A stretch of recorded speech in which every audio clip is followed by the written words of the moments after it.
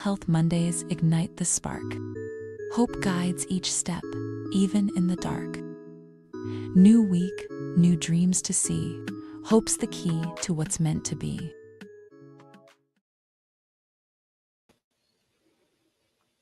Happy Monday, everyone, and happy fall. Wow, isn't it gorgeous out there? The leaves are starting to change. October 6th is my favorite day of the year. I don't know why, but it just with the fall and the leaves, it seems like October 6th is a good day for all of the colors. My name is Hope. This is Mental Health Mondays with Hope. Thanks for joining us on the PA Empowerment Network. If you have not subscribed to the PA Empowerment Network yet, go ahead and hit that subscribe button. It is free. There is no charge to be a member, and you will get to see all of the great videos, lives that we have up there from the different shows here on the PA Empowerment Network. So we're going to talk about how to cut people off or cutting people off and how we manage that. And I have our wonderful friend of the show, Christine Higgins, is with us. Is she there? And there she is. And we're going to talk Hello. about. Hi, how are you? Good. How are you? I'm hearing cheering. Yay! Woohoo! Cheering for us. All right. So, one of the difficult things to do is recognizing when it's time to cut people out of our lives. Because we care for people. We meaning everyone in general, and sometimes we recognize that people are not the best for us in our lives, and then we cut them off, and there's a process that goes along with that. So with the emotions and things like that involved. So we're going to talk a little bit about that tonight, and then again then how how we can heal from that. So what do you think? Cutting people off, it's not easy, huh? It's not easy. Even just making the decision can be really difficult. Just coming to that point where you're like, okay, this is not healthy anymore. I need to do something. Just coming to that point is difficult. And then once you've made that decision, taking the action step, and then the dealing with the aftermath, so to speak. Right. So let's talk specifically right now about relationships, intimate relationships, not friendships. Intimate relationships. So we go back and forth, and we finally come to that decision, and then we approach the person, and they say they're going to change. Hmm. Yeah. So that is very typical. Nobody wants to be the one cut off. Nobody wants to be the one cutting off either. Neither position is an easy position. Um, the best advice that I can give there is stand your ground no matter what. If this is the first time you're approaching the person with things that are bothering you, then maybe give them a chance to change if that's what they want to do. But that change has to come from within them. We can't make somebody else change. So if Right. this is typically you get to this point when you've said something over and over, you've tried to explain what was bothering you, what was toxic about the situation. And, usually it's, I'm going to change you. Okay. And it doesn't happen. Right. So it's usually after a few times of that before somebody gets to the point of complete cutoff. Once you get to that point, they may say, "Oh, I'm going to change. I'm going to do this differently." At that point, you're going to have to let them learn and grow on their own. You have to walk away at that point, because how many times are they going to say the same thing? You accept that, and nothing changes. Right. So Right. something has to change. You can't force them to change. So that responsibility lies within you then. Right. That old saying, fool me once, shame on you. Fool me twice, shame on me. Yeah, but not even just that. It just the idea of taking the responsibility for standing up for your own values and standing up for yourself, because at that point you're allowing somebody to take advantage of you. You're Right. allowing somebody to walk all over you. You're allowing And somebody to keep lying to you. Right. And I don't know, like, I think about, I'm older now, and I think about when I was younger, and I feel, with women, a lot of times when we're younger, we meet someone, they catch our attention for whatever reason. But there are things about them that we don't like. And, we think, oh, I'm going to change them. And, as you get older, you're like, you know what? And even a recent relationship I had, the individual said, people don't typically change for someone else. And that's very true. But sometimes you'll grow together, and that's Hmm. different. Growth is different than changing. But so I think as we get older, like my age, I don't look at, I see the person for exactly who they are. And I think young people don't do that enough. And Hmm. another thing that I have noticed for myself, because I've gone on the dating sites and what have you, and I find it interesting that some of the gentlemen that I've talked to have said, "Oh, so what is it that you're looking for in a relationship? What are you looking for in a man?" And I thought that was rather interesting, because no one ever said that when I was younger. Oh, what are you looking for in a relationship? And it really made me sit back and think, what am I looking for, and what are my boundaries? And establishing them, and then also sticking with them. Um, for me, in the dating world, if my boundary was crossed, I had no issue cutting someone off, because I had already decided what my boundaries were, and I was going to stick to that. Do you feel that that's, is that an older person thing? Is that just someone really knowing who they are as an individual? Like, what do you think about that? So I think that you'll more commonly see what I would say dating with intention, kind of is what you're talking about when asking those questions. What is it that you are looking for? Do I meet these qualifications? Um, I consider that dating with intention, which typically, yeah, you kind of get to as you get older. When we're younger, things are a little bit different. However, you do have people at a younger age that do have these boundaries already, and they know a little bit more who they are and what they want in life. Right. But that is probably not the most typical scenario of a younger person. A younger person is still learning what there even is out there to know what they want. So it's Sure, not for sure. lack of the ability. Um, it's just for lack of experience. Right, right. I like that, dating with intention. I really, really like that. If that's, I know we're gonna go away with other tidbits of great information, but if there's nothing more that anyone goes away with tonight, I think that's a great one, is dating with intention. And like you said, when people are younger, they don't know what they want yet. They don't know what's out there. But even setting some basic boundaries that Hmm. these will not be crossed. Any suggestions for younger people, or people getting into the dating scene, what those, like, some basic boundaries could be? Absolutely. Absolutely. So your basic boundaries, you want to align with your own personal core values and beliefs, right? So, for instance, if you are somebody who is looking for a monogamous relationship, what are your boundaries surrounding that? If somebody breaks that trust, what is your action? Right, Um, it usually comes down to basically the faithfulness, the honesty, and communication. right. And communication does tend to get better with age. um, Sure. you know, while some younger people can communicate very well, it doesn't always mean that they understand quite how to fully communicate their thoughts and feelings, especially without fear. Um, when you're younger, we have other people telling us what to do, what we can do, what we can't do. So that also kind of takes from a little bit of our own, um, developing our own boundaries, basically, because we're kind of living by other people's boundaries in that time frame, which is kind of why sometimes it does take us a little bit longer in life to develop those. Um, with experience, as we do start living for ourselves and not under other people's rules. Right, Um, right.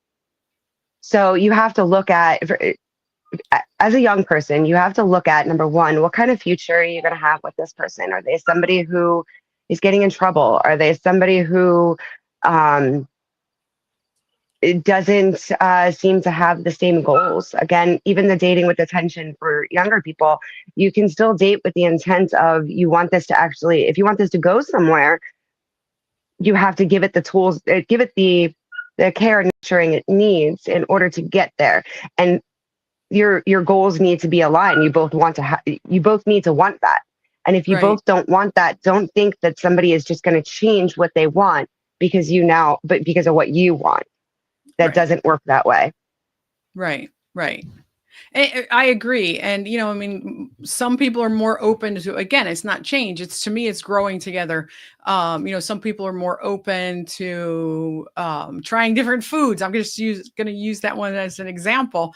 Let's say somebody is, yeah, I'm willing to try this food that I've never had before. And they either like it or they don't, versus somebody that's like, oh, nope, nope, don't like it. Did you ever have it? Nope, nope, don't like it. So, I mean, I know that's a simple example, but we can relate that to relationships as well.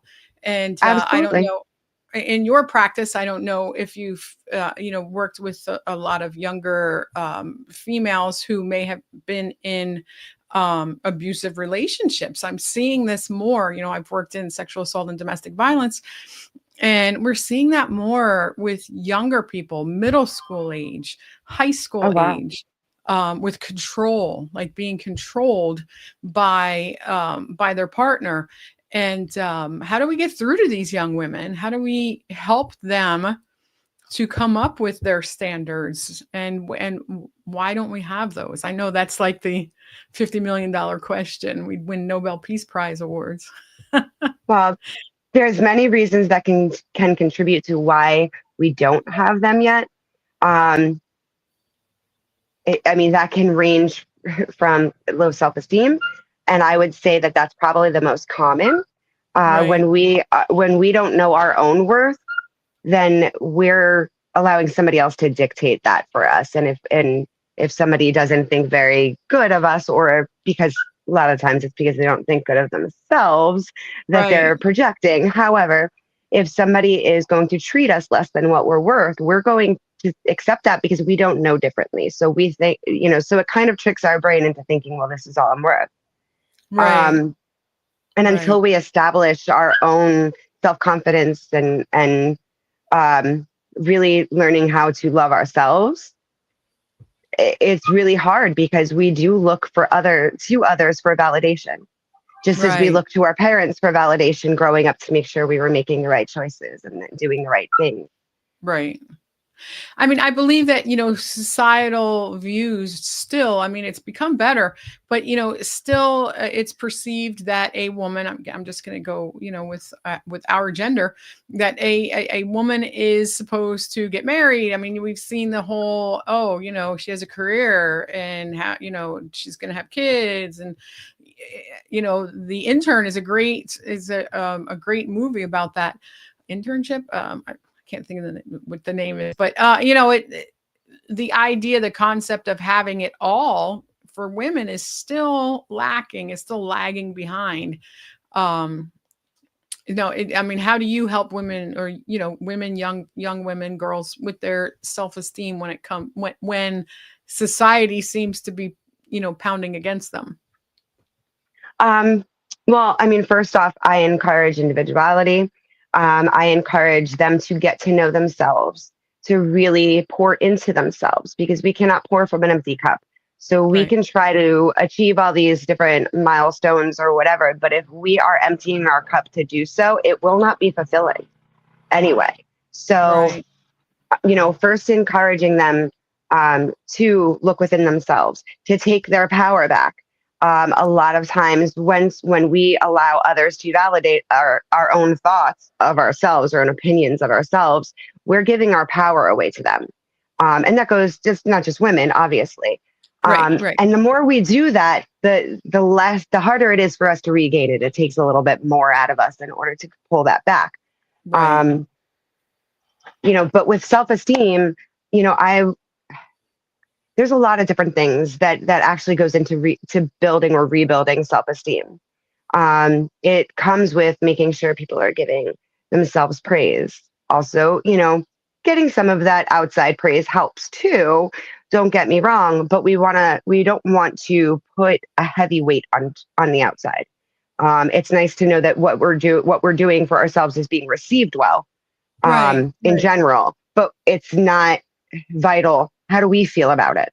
What do we really think without anybody else's opinion? Do you like yourself? In Right. like the dating world, would you date yourself? I love that question. Would I you love date yourself? love that question. Yeah, I think that's a You great know, one. absolutely. And really, we've got to really take our blinders off and take a real good look at ourselves too, because a lot of people are like, oh, yeah, I do this, that's this, and this. And, they should be grateful or whatever, I'm really good because of this. But at the same time, they're missing some of the things that they're doing to get there, some of the behaviors that are happening there. Right. And, we really have to sit and say, okay, this is what I want. So I need to also become what I want in order to attract that thing, right? So universal law of attraction. Right. You get what you give, what you put out there comes back to you. So if you are not putting out the best version of yourself, you're not going to get the best version of somebody else coming into your life, into your energetic field, so to speak. Right. You're gonna get what you give. So Right. if you want better, then be better. You got to embody what you want. Right. And when you say be better, you mean as an individual, not like be a Yes. better human being, be a better community member, be better to yourself, Yeah. Uh, within yourself. yes. First, it starts with being better and loving on yourself, really, is what that comes down to. But also, it does extend as a community member, as a boyfriend, girlfriend, as a husband, wife, whatever, mother, child, all of that. It's all of who you are. If you expect somebody to give you honesty, then you need to be giving honesty. If you Right. expect some, you need to give loyalty and faithfulness. Absolutely. What you want, you need to give. If you are not giving that, then you can't really expect that back from somebody. Right. Right. Right. So we've gotten to the point where we're loving ourselves again. And we've made the decision that this person is toxic for us. Again, I'm going to talk relationships because we do it with friends and we could do it with family also. We'll talk about that for a little bit as well. Um, they've tried to tell you they'll change, yada, yada. And you make the decision to cut them off. Hmm. Now, what do we So, go through? What do people typically go through? uh, grief, grief, any loss, doesn't matter whether it's a job, a person, a relationship, a friendship of any kind, any anybody, anything that is meaningful to us. A loss is still a loss. So there is a grieving process. And there's also the rebuild, because especially when you're talking relationships, likely that person filled quite a bit of your time, quite a bit of your energy. And now you're left that with a void in that spot. So now what are you going to do with that time and energy? Number one, the first thing you need to do is put that into you. If you have kids, obviously into your kids as well. Um, but you need to put that time and energy back into yourself and fill that void with self-love. Right. Right. Once you can do that, you start to that grieving process starts to close. It's getting through that and getting to a new norm. And once that kind of happens, things begin to feel a little bit more normal. Doesn't mean you won't miss the person. But what I usually say is it's okay. You can love them from afar. Right. Doesn't Right. mean that the love stops, because, if you truly love somebody, love just doesn't die. Right. It can transform, but doesn't necessarily die. Um, but we can learn to love somebody from afar and wish them well and move on with our lives. Because here's the thing: if we keep allowing somebody to bring their toxicity into our lives, we'll say, in whatever form that might be, we are taking away from our own peace of mind. It's chipping away at our self esteem. It's chipping away at our self worth. It's chipping away at even like, typically, it will even chip away from our everyday, um, pleasures, for lack of another word. Sure. Yeah, So, and even routine, right, everything, yeah. e- exactly. And again, it will start emptying our cup. Right. So Right. to stay in that, you are losing quite a bit more than just cutting that person off. So, Right. and unfortunately, it takes many of us to get to that depleted stage to make the decision to cut somebody off. Right. Right. And, I feel like a good visual could be actually taking a cup and saying, okay, what do I need to do for me to make sure my cup stays full?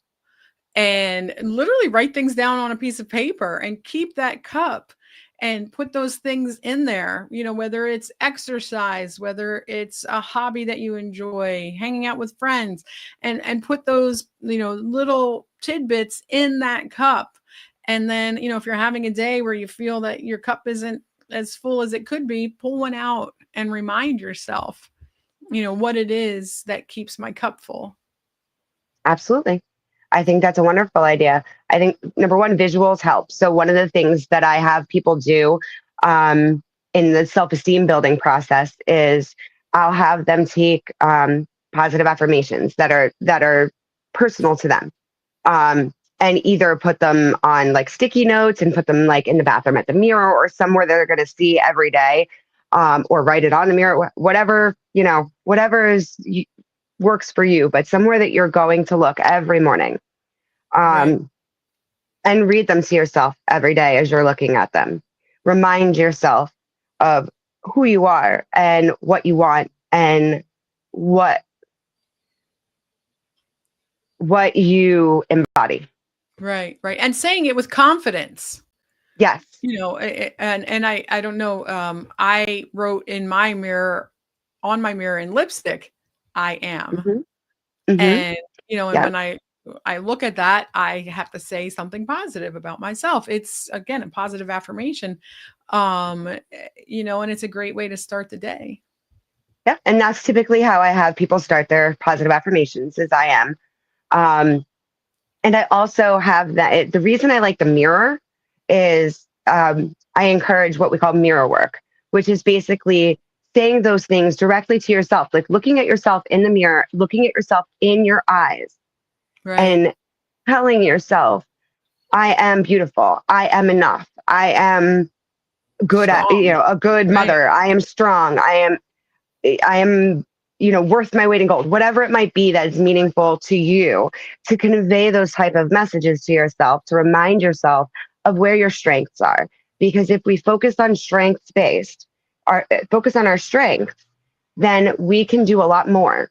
If we're Right. focusing on what we're lacking, it doesn't mean don't work on that. It doesn't mean ignore what we're lacking. But if we're focusing on the lack, then we're just going to fall short because we're not utilizing our strengths to overcome that lack, Right. Right. if that makes sense. So we It want to be does. strength based in this. Right, right. And so, I mean, it is a grieving process. And, I feel that you will teeter, you will go back and forth with your decision, and you might want to cave because, again, even though that relationship, friendship, whatever may have been toxic, it's something that you were comfortable with. Um, so, what is some advice for when we teeter and we think we want to go back? First off, understand that any kind of healing, be it a grief or from anything else, um, is not linear. We will circle around. We will question ourselves. New information may have us rethink the situation. I look at it, and I think I said this one other time on the show about the spiral staircase. So as you're healing, look at it. This is what I envision is like a spiral staircase where you're going up, and it's like another level each time, right? You're elevating each time, and from each time you come back around on a situation, you're able to look at it from a new perspective. Taking That that new information, that new perspective, and revisiting is not a bad idea. And could you find in those circumstances that maybe you could have done something differently or made a different decision? Possibly. Then you have to ask yourself another question, though. Even if you made those changes or made that different decision, would it have changed the outcome? Truly changed the outcome? If Right, the right, answer is no, then you need to say, okay, now I know from next time that there's some things I could do differently if I come into this problem again. However, that doesn't mean I need to take this new information back to whatever that old situation was. right, right, And it's, give yourself some time to feel through it. There's going to be days that you feel like you just can't and you want to give in, but let yourself get through that. Allow yourself to feel it, right, work through right, it. When you give yourself a couple of days, I bet you after a few days of really contemplating that, you're probably not going to want to go back.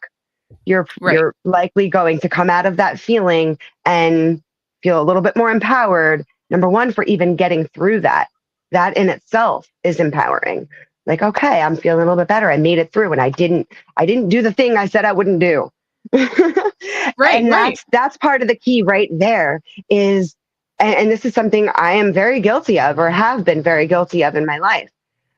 I will go back on, I'm not going to do that. I'm not going to let this happen again. I'm not going to, and well, I'll make up other excuses of why I'm letting it happen again.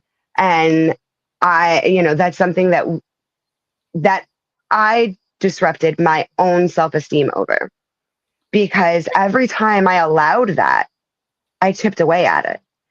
Once I took my power back and began to look at things differently and had the power of letting go and standing my ground, sticking up for myself, because now I know I'm worth it. So if right, you don't see that worth, then that's shame on you, not me. It's right, not a reflection of me, it's a reflection of you. right, So once I was able to get to that, each time that I've made those choices to stand by my word, to stand by my own values, to stand by myself and hold my own hand through it, each time it became more and more empowering, giving me my power back to continue that path. right, right. And it is extremely empowering. Um, I remember, after my divorce, and I thought this was great advice. Someone said to me, "When was a time in your life that you felt the happiest? Like not part of your marriage, you as an individual." And when I thought about that, I'm like, okay, this time. Well, what was it about that time, that made you feel so good about yourself that you enjoyed yourself?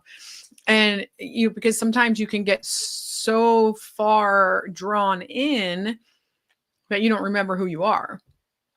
And if you can revisit that time, and then remember who you were, what you did, how you felt, and start to bring that back, I think that's extremely helpful in rediscovering yourself. Absolutely. And I think one of the things that we do in that circumstances, so when you're asked to do that, you think of, again, what you were doing during that time, right? So let's just say you were coaching basketball and, you were running for a political office. You were doing the things that you wanted to do.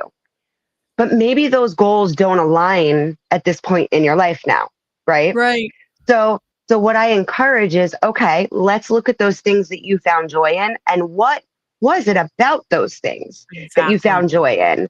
And now how can we take that eh, how can we get that type of joy out of something else for basically that same underlying reason, but maybe not doing the same thing to get there?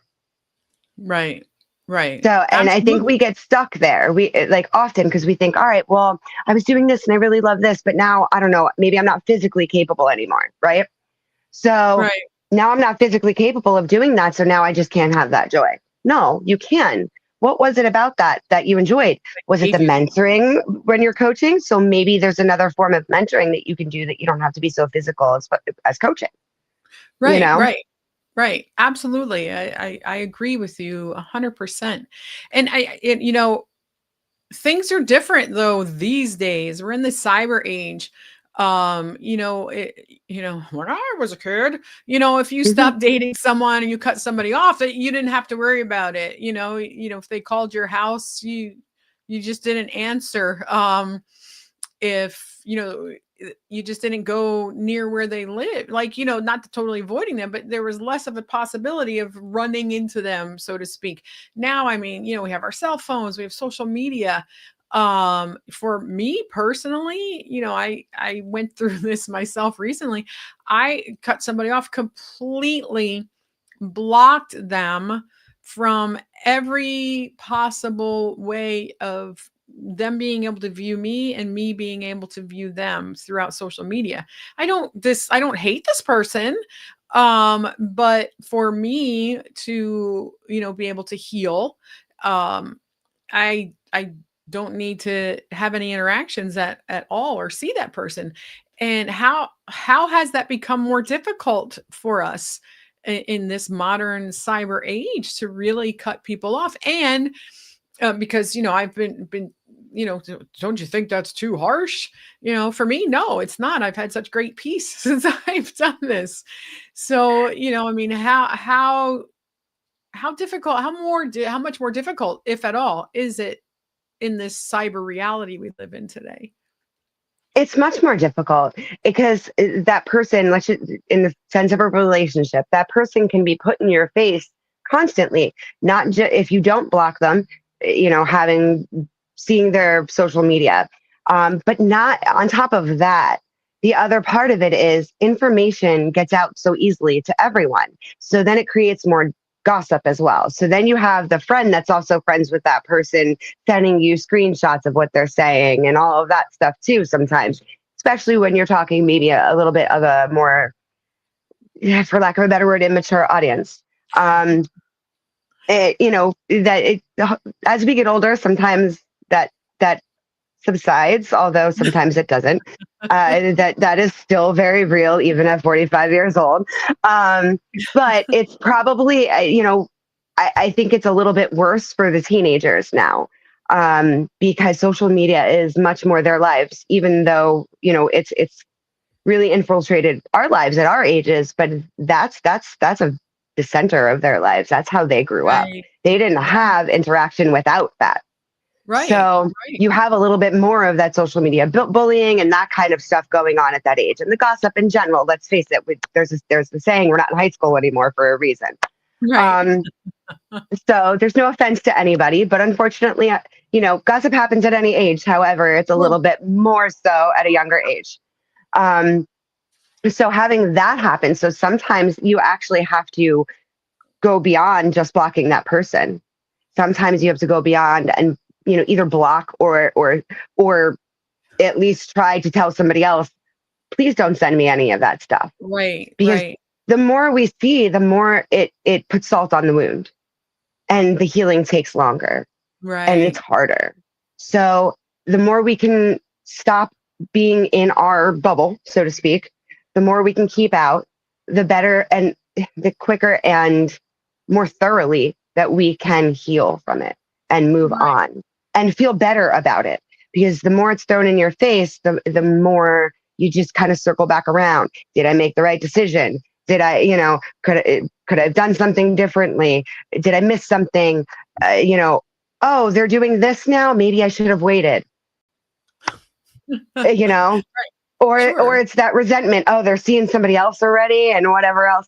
Listen, if somebody is not giving you their all, then that means they're giving at least some of themselves to other people in one way or another. So, and I don't mean that necessarily in a cheating manner. Right. Right. It's just the energy that could be put into the relationship is going elsewhere, right? So if they're giving other people that energy, they're going to continue that, and they're going to do that right away. Usually that comes from an ego base. So they're looking for the outside validation. Right. There was somebody I had dated that I also had to cut off as far as a PFA even. And blocked on everything so that there was absolutely no way for communication to happen. And this was more than just your typical cutoff. However, very toxic and drained me quite a bit, probably the most Right. ever. And with that being said, this person had been cheating, at least on an emotional and social media kind of level. Um, and they were already giving their energy away during the relationship. So, of course, they're going to turn around and find somebody new right away because their internal worth is based on other people validating them.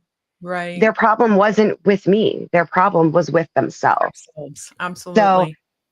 and that's where we have to learn is that most of the time, what people do to us is not a reflection of us, it's a reflection of them.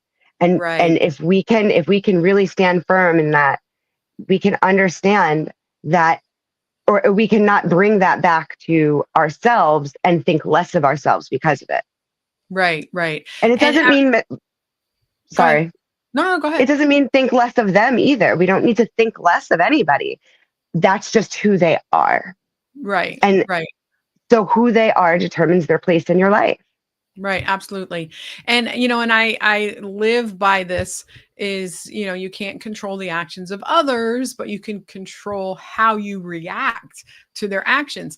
And I try to repeat that to myself fairly regularly, and that could be one of those post-it notes that people put up because people are going to behave in their own manner. Like you said, it's typically always based on who they are as a person. We all behave as to who we are as a person.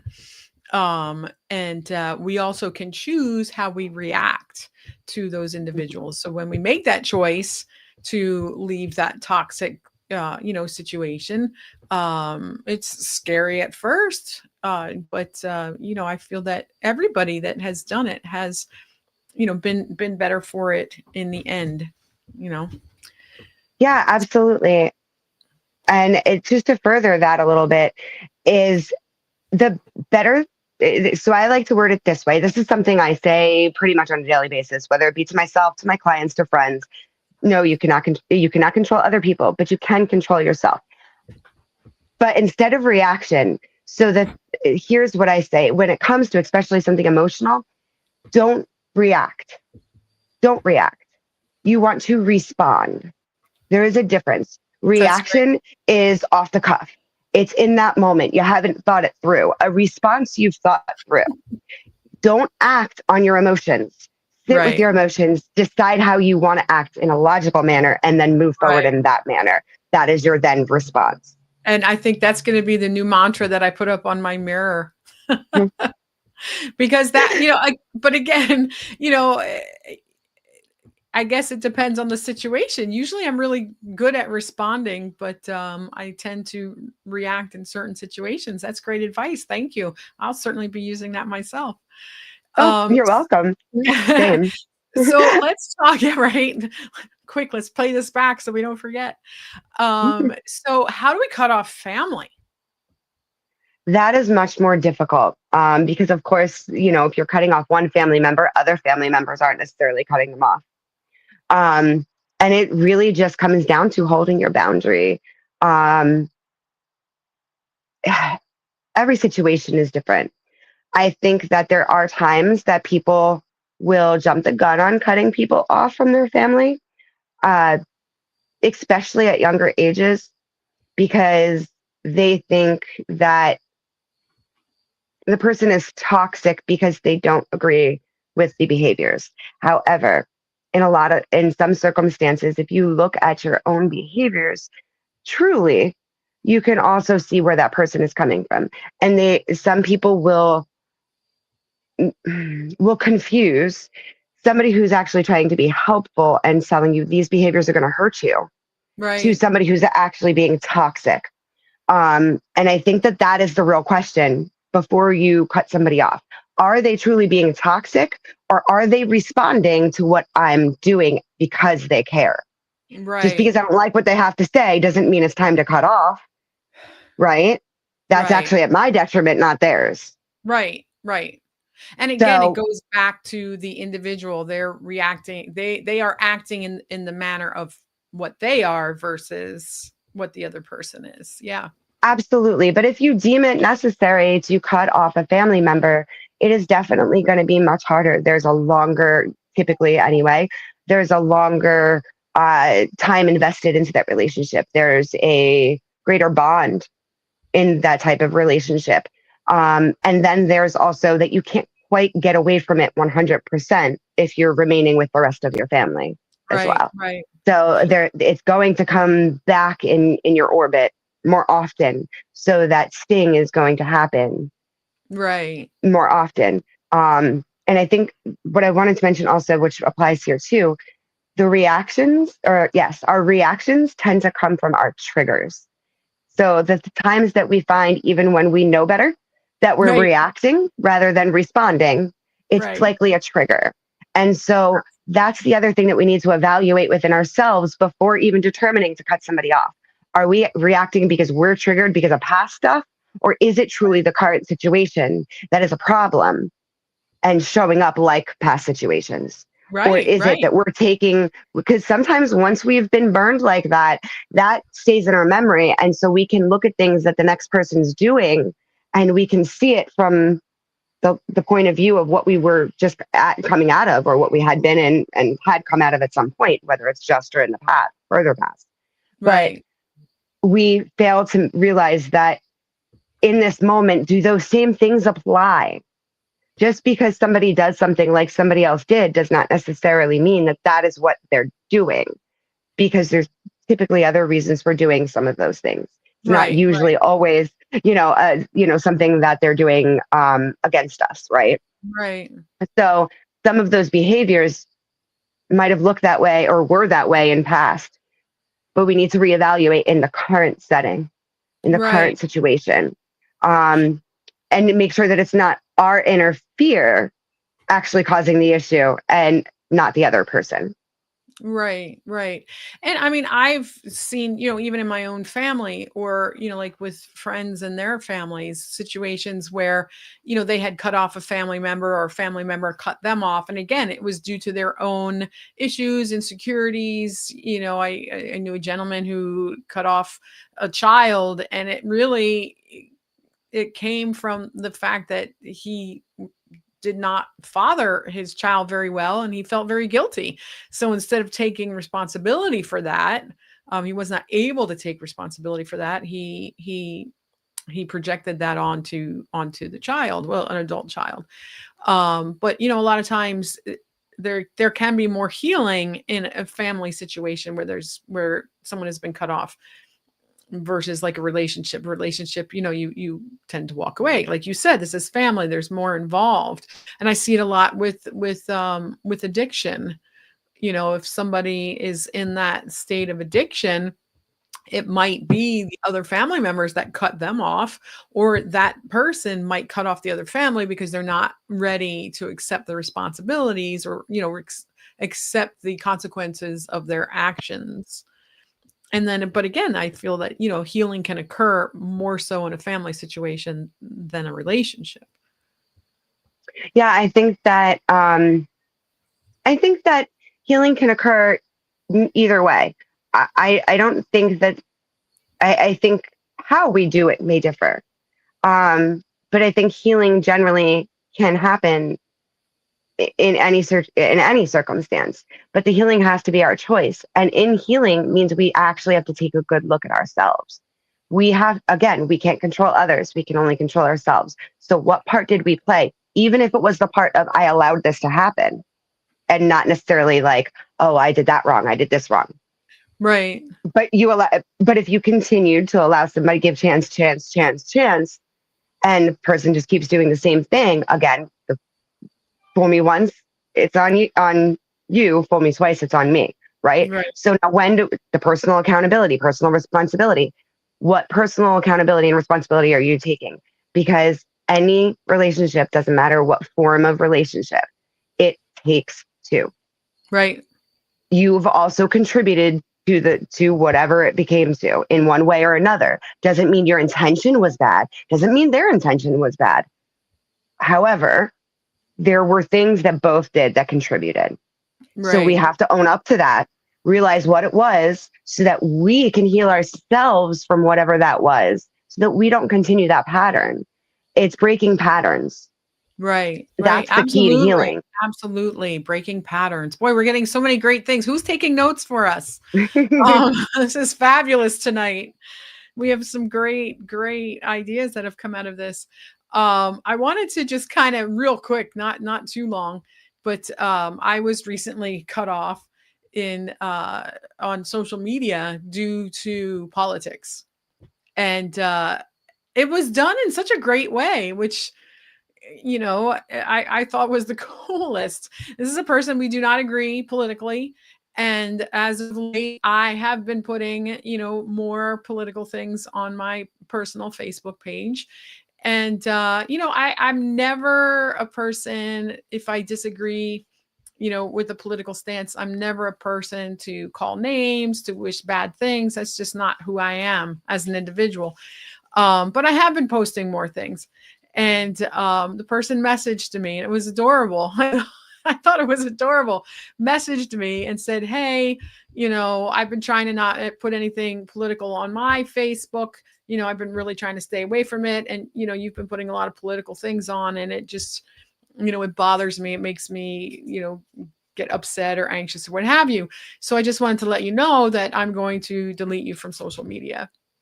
I said, "Okay." I said, "Thank you for letting me know.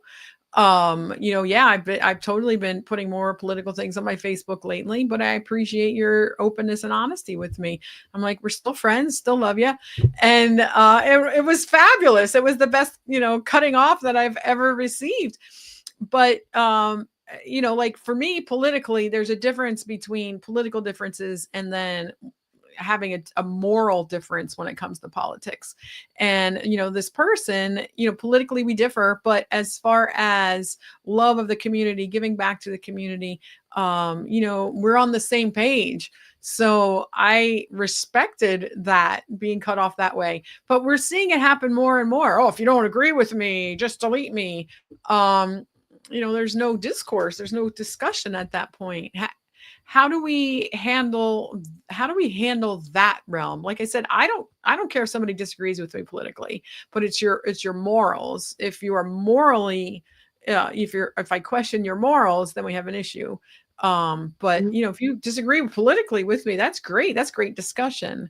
How can we, in this, because we're so polarized, how can we navigate this without cutting people off, so that maybe we can bring people a little closer together, bring ourselves at least closer together with somebody that we disagree with? It's Yeah. a tough So, one, I know. what was that? I'm sorry. I said it's a tough one, I know.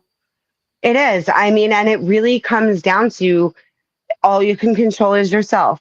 So you have to, first control yourself, which I'll get to in a second, but also realize that you can't control anybody else. So while you may be employing these things that I'm about to say, you can't know or expect even the other person to do the same. Hopefully they do, and if we all do this, then things can be a little more cordial. But Right. if not both parties are doing this, then it one-sided. It doesn't work. But you can still then hold your power, as we were talking before, and hold your oh your self-respect. I think it comes down to knowing that you treated it in the right way.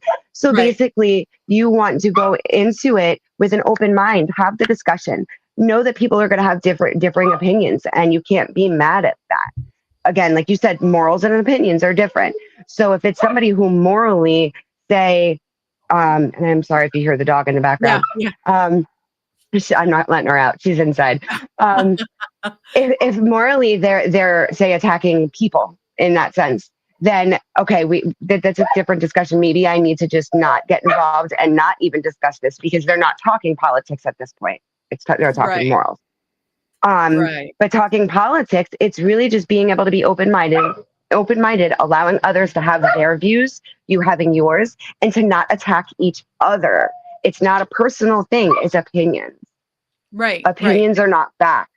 Right, right. And I think, we discussed this. I discussed it with Scott Reese when we talked about the shooting of Charlie Kirk, was that, too many people are, weighing in a bad way. Oh, good. That, I'm glad that happened, or, and that's a terrible. That says Yeah, something about who you are those are your values. That's who you are as a human being. And I'm sorry. That's a terrible way to be. I don't care what your political beliefs are, but if anytime you wish harm or something bad on somebody else, that's your karma. That's coming back on you.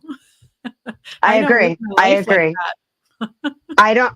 I don't understand. I mean, I do to some extent, not that I agree, but I can Right. understand to some extent why somebody goes to the lengths of either wanting to or actually hurting somebody because of how passionate, we'll say, that people Right. can Oh, become over this, and because of the right. fear of it affecting their own lives. Right. However, That's a whole other topic.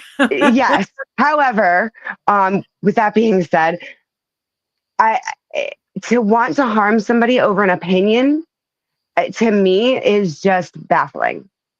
Like, uh, it, it- okay, let's reverse the role. And what if they were trying to harm you over your political view, your political opinion?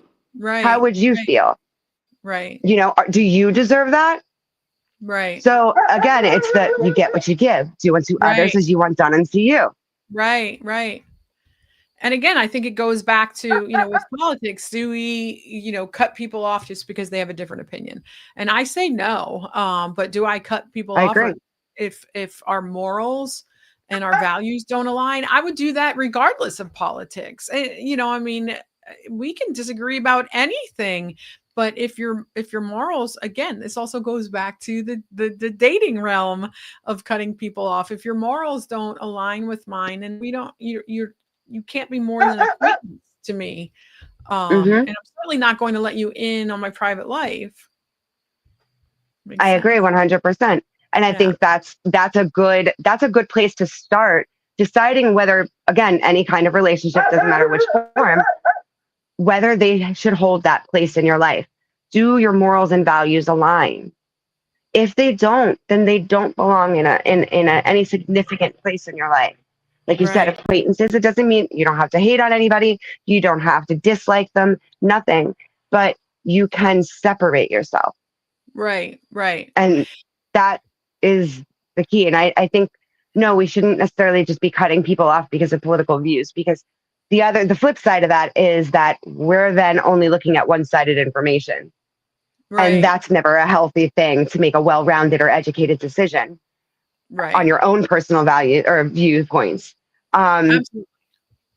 but I think that, in some circumstances, there are people who suffer from severe anxiety because of politics.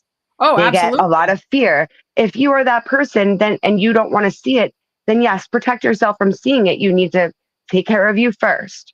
Right. Um, Right. but if that is not you, then Right. we need to understand that differing viewpoints is healthy. It is how we Right. establish the next best thing. It's how we figure Right. out where we're moving forward. Because if you only Absolutely. take one side of information, you're only going to get a one-sided solution, Right. Right. and that will Absolutely. never be enough. No, I agree 100%. I'm the type of person that I reach for the stars, when it comes to suggestions on things to do. Like I go to the highest, the top of the mountain. And are we going to achieve top of the mountain? Probably not. But, in the process, we have other suggestions of, oh, hey, maybe we could do this and do that. So we might have been here and I suggested here, but we ended up here. And that's great Mhm. because we had growth. But Absolutely. And that's exactly what it's about right there. Is all of it is growth. It's intellectual growth, it's personal growth, it's growth within yourself, like you're right, who you are. Um growth is evolving, growth is ever changing. Growth is not being stuck on a specific opinion. As we get new information in, we need to right. incorporate that new information, and sometimes develop new opinions. Sure, Sometimes absolutely. it might change our mind and flip our mind, as long Right, as we're accepting the right information, obviously knowing that whatever is credible when it comes to politics. right, Um, right, but having a one sided view will never be enough, because you're looking at one side of something. Let's just say you're looking at the humanity issue. Like, when you're talking, because we're both in like the mental health, social world field here. If you're looking at, say, Medicaid, okay, we want to make sure people are well. We want to make sure people can stay well, that they have the ability to, if there's somebody who does have that ability to, maybe get back into the workforce and get, you know what I mean? Then we want to give them the tools to get there. If we cut them off from everywhere, they don't have the tools they need to build back up. Right. And then we're creating a whole other problem. But if we also have to look at the financial end of that, because there's only so much money to go around. So Right. how do we make that work? So you've got people that are going to be a little bit better at, say, that financial end, and then the people that are going to be a little bit better at the social end, and then they need to come together and make Right. it work together. It's a joint project. If you go too far one way or the other, it's not going to work. It's going to fail. Right. I One agree. thing that I feel, politically speaking, the one thing that I feel that we've lacked is that middle ground Right. in a I lot was of going to say we circumstances. lack more women in politics, but Well, that too. But sorry. we tend to go from one end of the spectrum, and then it's like, oh Absolutely. no, that's not working. Let's flip to the other end of the Right. spectrum. Oh No, no, I that's not agree. working. Let's go back here. No, it's the middle ground. Honestly, another thing that I also say very often, whether it be in my personal life or work life, is balance is key in Right. everything in life. Right. Balance is key. Absolutely. Too much and Absolutely. excess of anything is not good. Even if it's a Right. good thing, an excess of it is still not Right. good. And even, when we're looking at that healthy relationship, looking at that Hmm. balance, if we're in a situation where we're never being heard or we're always the one giving in, that's not balance and that's not healthy. And Exactly. like I said, going back to the concept of trying food that you've never had before, you may decide you really like chickpeas, if they're prepared a certain way, you don't know. But sorry, I keep going back to the No comment. chickpeas. No comment. I But like chickpeas. I'm waiting for my chickpeas.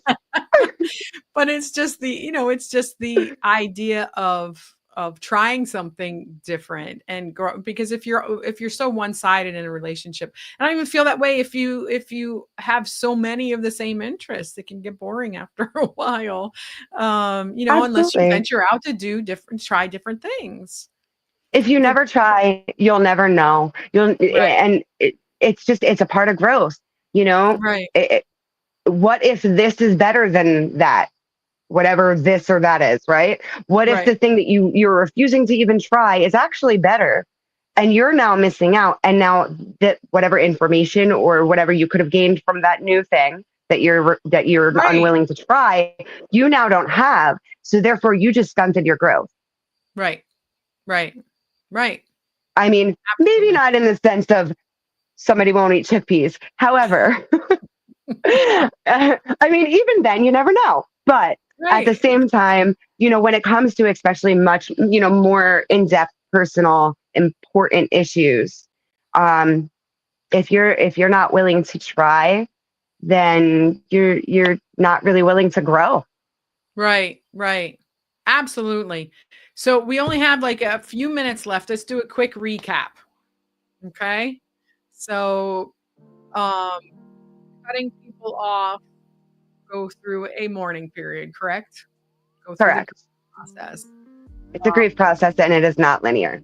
and it's not linear. I like that. You can't pour from an empty cup. I like that. Dating with intention. Is that how you said it? Dating with Yes. intention? I like that. Let's all remember that one, dating with intention. Because when we date with intention, we have to already know who we are or decide who we are at that moment. We're all evolving all Yeah. the time. So that can Absolutely. change. That can change down the road. So dating with intention. And, when we do the cutoff, do the cutoff. I feel like something we didn't talk about is have like an accountability partner. Someone who will That's just always kind of helpful. remind you, and be honest with you. And you can, just still decide to go back. That person shouldn't cut you off because you decide to go back. But, somebody that can kind of help hold you accountable. And then we Absolutely. have our growth. So then it's the rebuild. right? Hmm. And during the Correct. rebuild, we are finding ourselves and we're deciding who we are and putting that I am, putting those positive affirmations in front of us every morning where we can see them in order to, to get us back on track as to being the best person that we can be.